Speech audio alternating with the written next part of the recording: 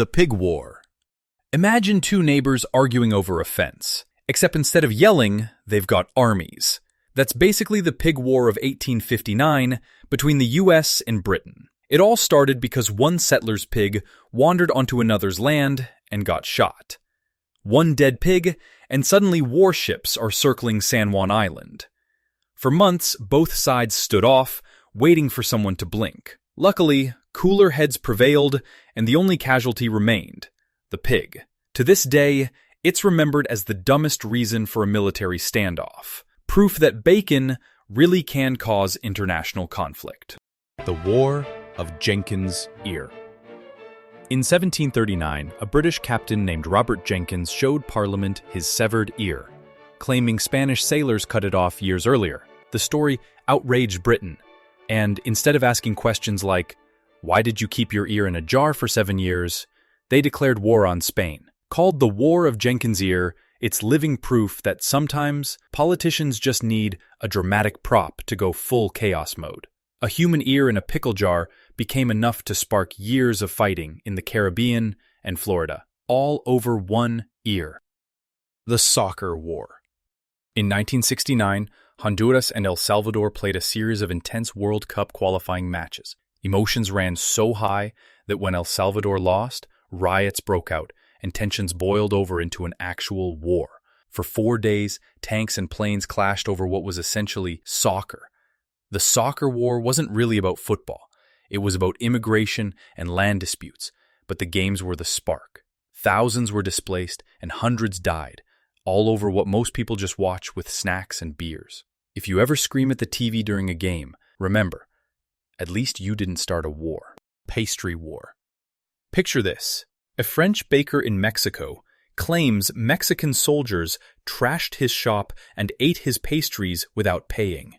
He demands compensation, but nobody listens. So he asks France to help, and France actually sends a fleet.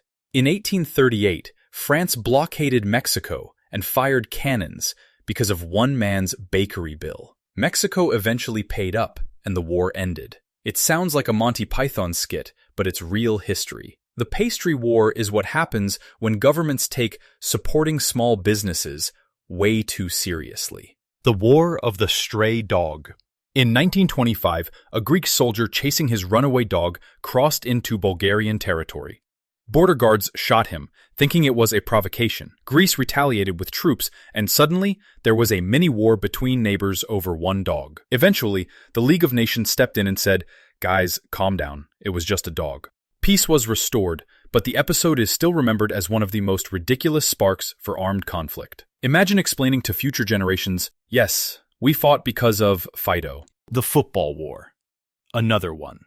No, not the soccer war again. This one's about American football. In 1969, a small-town football game in Honduras turned into a nationalist riot, which escalated into, oh wait, this is actually the same war people call the soccer war. Let's skip the mix-up and talk about how sports can become national symbols.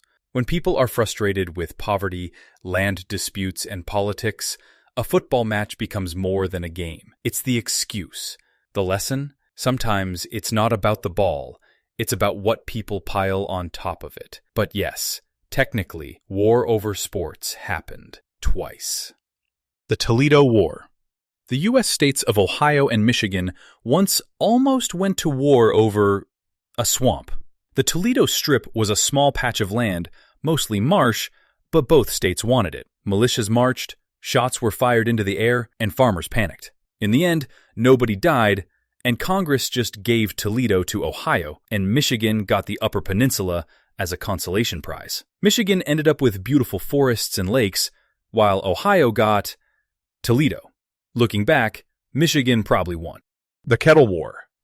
In 1784, Austria and the Dutch Republic were tense over river trade rights.